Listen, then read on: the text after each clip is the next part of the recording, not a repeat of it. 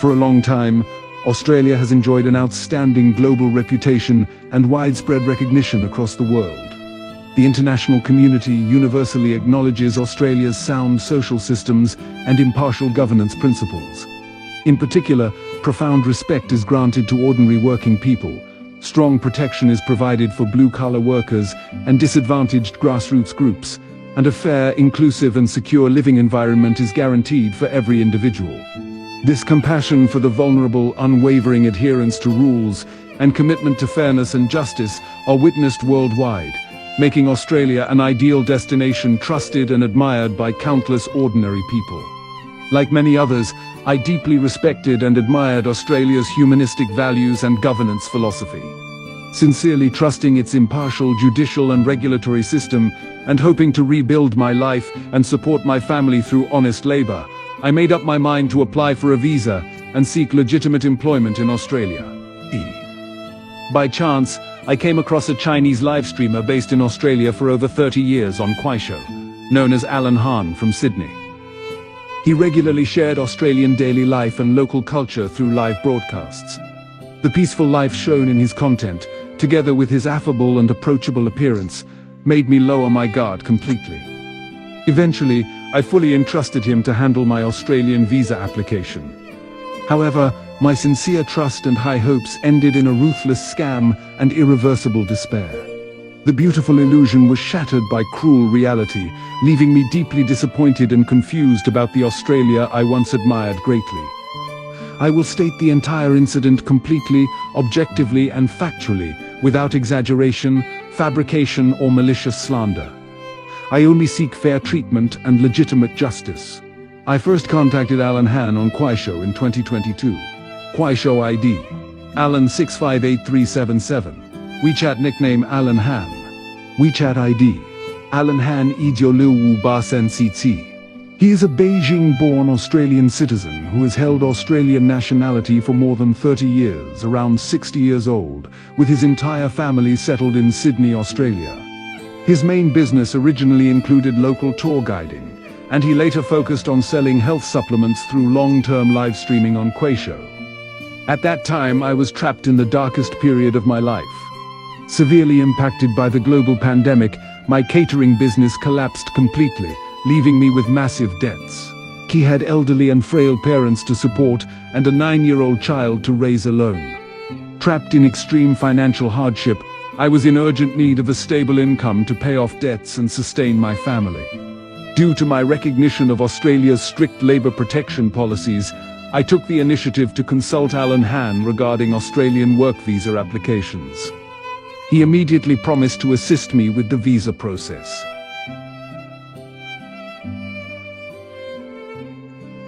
He claimed he could first apply for a business visa for entry, which could later be legally converted into a student visa to allow legal employment in Australia.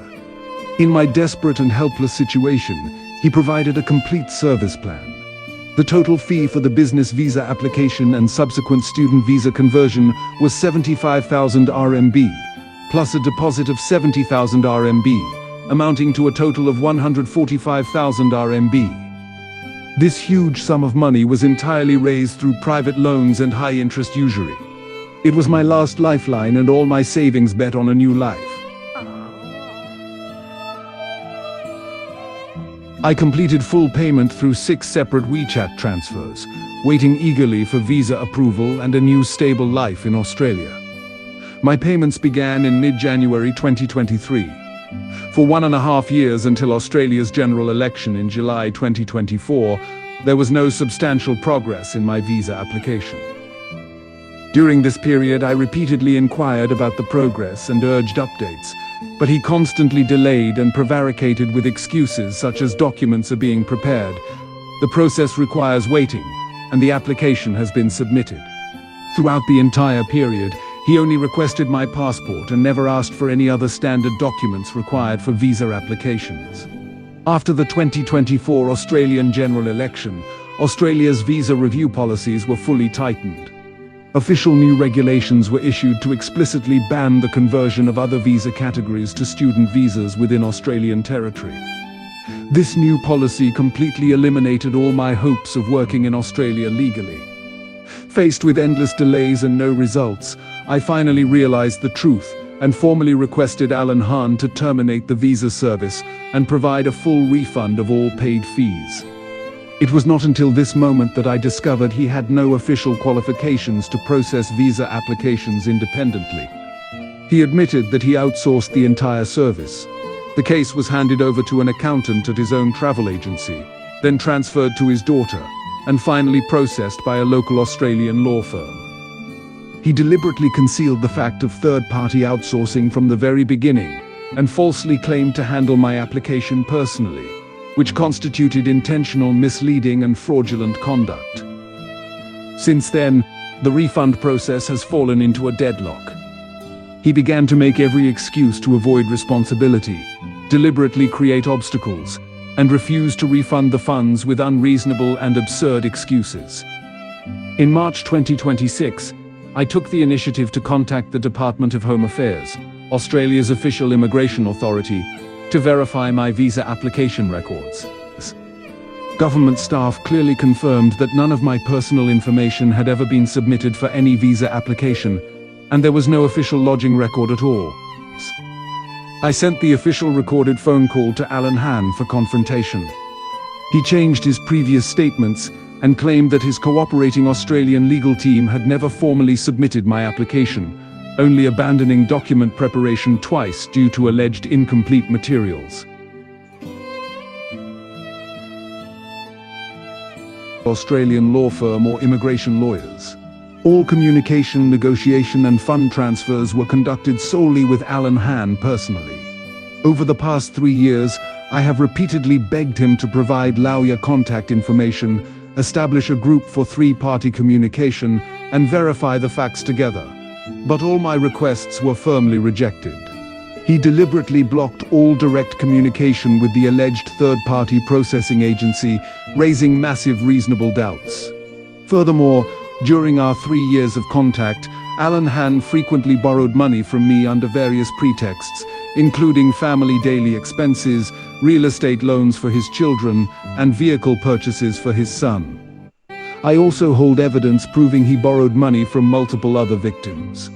Combined with his long-term refusal to refund the huge service fees, deliberate concealment of outsourcing information, and obstruction of third-party verification, I have strong reasons to suspect that my 145,000 RMB in visa fees was privately misappropriated by him for personal family expenses and daily consumption.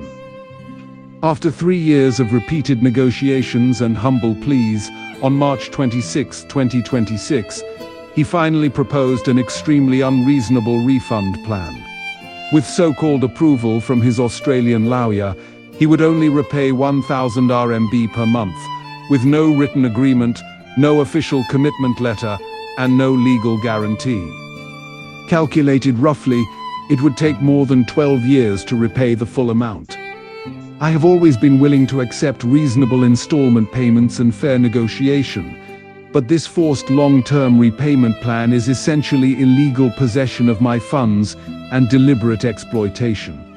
It is completely inhumane, unreasonable, and an unbearable burden for me in extreme poverty and heavy debt. When I proposed a reasonable revised repayment schedule, he responded with a tough attitude, refused all communication, and ignored my appeals completely. During the 3 years of rights protection, I have endured cold treatment, insult, and threats. Alan Hahn repeatedly used abusive language and malicious intimidation, and constantly shifted responsibility by claiming there was no signed written contract, that I voluntarily requested a refund, and blaming procedural issues with his legal partner. He even arrogantly claimed that his daughter-in-law is a legal professional with in-depth knowledge of Australian laws and procedures.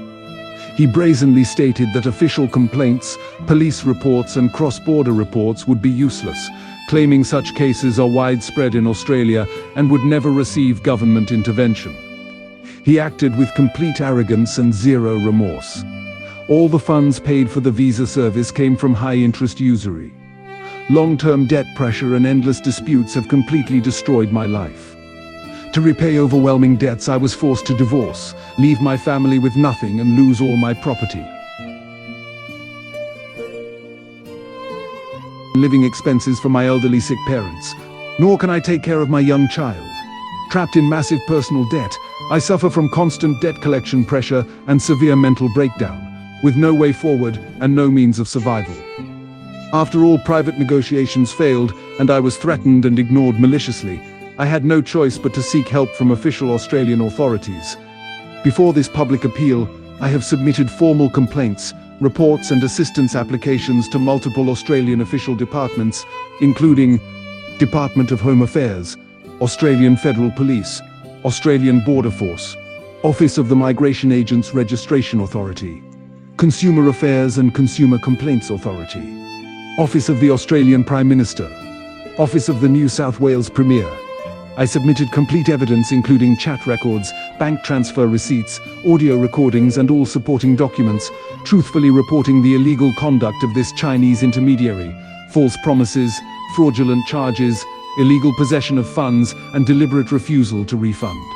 Nevertheless, every plea for help only received cold formulaic replies. My case was repeatedly dismissed on the grounds of cross-border disputes, private civil transactions and limited jurisdiction. The issue has been indefinitely suspended.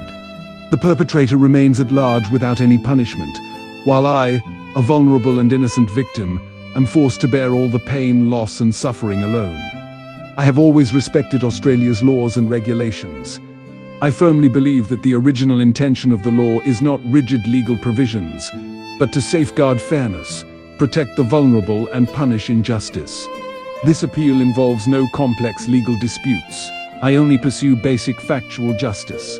I sincerely request relevant authorities to order Alan Hahn to fully return the illegally occupied 145,000 RMB in visa service fees, cease all malicious delay, intimidation and harassment immediately. I have preserved comprehensive evidence throughout the entire process, including all chat screenshots, transfer records, recorded phone calls, loan vouchers and threat records. I am ready to provide all materials for official verification at any time, and I take full legal responsibility for every fact stated in this document, with no false information whatsoever. To show my utmost sincerity and grasp my last chance of survival, I will publish this factual statement on major global social media platforms, including Facebook, YouTube, TikTok and Kuaishou. I have no intention of smearing any country or official institution.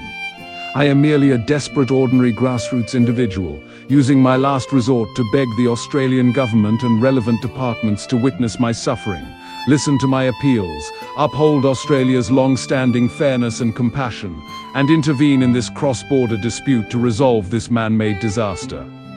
I would never disturb the daily work of relevant authorities if I had any other choice in life.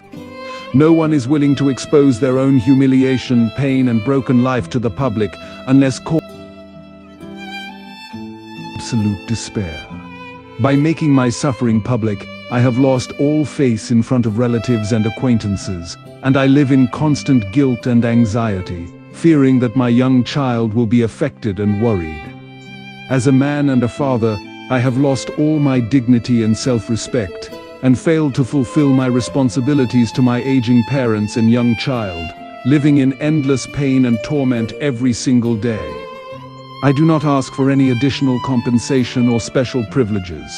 I only demand the return of my hard-earned life-saving money to pay off high-interest loans, give my broken life a chance to recover, and allow me to fulfill my family responsibilities and live a peaceful life. Kindness and justice should exist in the world. I sincerely plead with all Australian official departments and relevant officials to sympathise with my helplessness and despair, investigate this cross-border fraud case thoroughly, mediate and intervene urgently, and force the perpetrator to provide a reasonable full refund, and stop bullying vulnerable victims.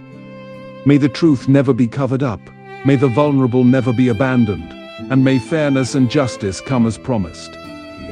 To protect my legitimate rights and interests, I have submitted countless formal appeals, criminal reports and police registration applications to Australian authorities. To pursue a just outcome, I independently studied Australian laws and appeal procedures, and overcame massive obstacles in cross-border communication. Every official appeal letter was carefully written and revised with great caution, filled with my sincere hopes for a fair resolution. Following official requirements, I stayed up late and worked overtime for months to organize and sort out massive evidence, including chat histories, financial records, and supporting documents. Long-term high-pressure preparation has exhausted me both physically and mentally. Yet after endless waiting, every official response ended in disappointment and cold indifference. My once high regard and beautiful expectations for Australia have been completely destroyed by this devastating rights protection experience. My previous trust has collapsed entirely, leaving me with deep doubts and confusion. I cannot help but question, is this the true reality of Australia's governance? Are ordinary victims doomed to face endless obstacles, helplessness, and suffering when seeking justice across borders? I trusted Australia's rule of law and judicial fairness wholeheartedly.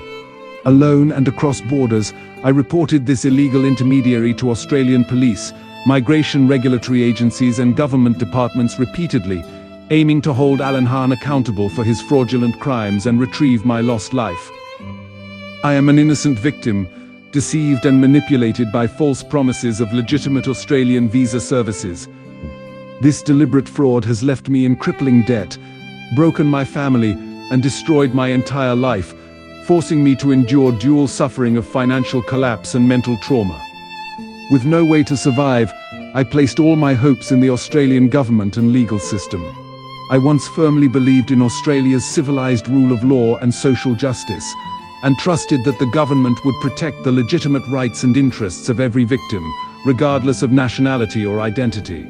Yet this painful experience has shattered all my illusions, leaving me heartbroken and disillusioned. The Australian government to reflect deeply. By remaining silent and inactive while cross-border fraudsters hide in Sydney and exploit vulnerable overseas victims, are you indirectly condoning criminal acts? When a helpless victim cooperates fully with all investigations and pleads devoutly for help, yet receives no protection or justice.